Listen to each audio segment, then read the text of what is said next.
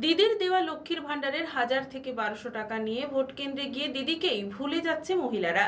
রাজ্যের উত্তরবঙ্গ উন্নয়ন মন্ত্রীর মন্তব্য ঘিরে রাজনৈতিক তরজা। পাড়ার সাধারণ মানুষ কি চাইছেন সেই সমস্ত কিছু খতিয়ে দেখতে বেশ কিছু শিবির পরিদর্শনে মন্ত্রী।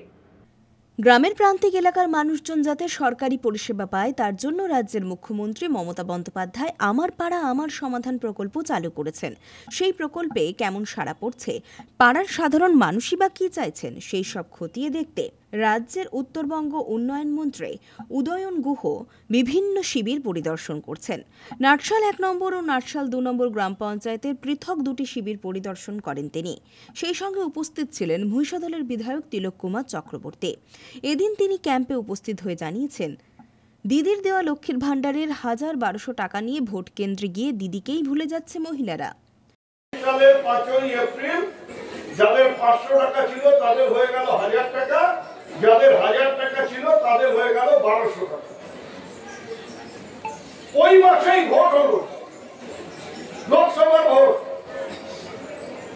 মায়েরা বললেন যে অ্যাকাউন্টে 500 টাকা 1000 টাকা হয়েছে, 1000 টাকা 1200 টাকা হয়েছে, এবার আর হেঁটে কেন ভোট দিতে যাব? এবার টোটো করে অটো করে ভোট দিতে যাব? ওই গরমের মধ্যে হাঁটতে হাঁটতে ভোট দিতে যাওয়ার দরকার নেই। 4 জন মা মিলে, ভোটার মা, তারা টোটো ভাড়া করে অটো ভাড়া করে সেই টোটো অটোতে চড়ে করে ভোট দিতে গেলেন। তাড়াতাড়ি ভোট কেন্দ্রে পৌঁছে ভোট দিতে গেলেন। কিন্তু অনেক মা আছেন তারা ভোট কেন্দ্রে গিয়ে মমতা বন্দ্যোপাধ্যায়ের সিম্বলটা ভুলে গিয়ে, মমতা বন্দ্যোপাধ্যায়ের জোড়া ফুলের কথা ভুলে গিয়ে অন্য ফুলকে পছন্দ করে নিলেন। কেন করলেন? এবং যে তাকে ওই টোটো ভাড়া করবার সুযোগ করে দিয়েছে, টোটো ভাড়াটাকে পাইয়ে দিয়েছে, তার কথা কিন্তু আর মনে রাখলেন না, দিয়ে অন্য ফুল পছন্দ করে মমতা বন্দ্যোপাধ্যায়ের মুখটাই ভুলে গেলেন। এগুলো করলে কিন্তু আমরা দুর্বল হব। রাজ্যের উত্তরবঙ্গ উন্নয়ন মন্ত্রীর এমন মন্তব্য ঘিরে রাজনৈতিক তরজা শুরু হয়েছে রাজনৈতিক মহলে। অপরদিকে কাঁথি 3 নম্বর ব্লকের কুসুমপুর এবং কানাইদিঘি গ্রাম পঞ্চায়েত এলাকার দ্বিতীয় পর্যায়ে 4টি বুথ নিয়ে আমাদের পাড়া আমাদের সমাধান ক্যাম্প অনুষ্ঠিত হয়। শিবিরে উপস্থিত ছিলেন কাঁথি 3 নম্বর ব্লকের সমষ্টি উন্নয়ন আধিকারিক দীপক কুমার ঘোষ সহ অন্যান্যরা। পাশাপাশি শহীদ মাতঙ্গিনী ব্লকের সোনাপোত্তায় উপস্থিত হন রাজ্যের উত্তরবঙ্গ উন্নয়ন মন্ত্রী উদয়ন গুহ। সঙ্গে ছিলেন প্রশাসনিক অধিকর্তারা। আমাদের পাড়া আমাদের সমাধান আমরা কিন্তু দুয়ারে সরকার করার পরে আমাদের পাড়া আমাদের সমাধান প্রভূত সাড়া পেয়েছি। আজকে নিয়ে 10টা বুথ আমাদের এই অঞ্চলে হচ্ছে।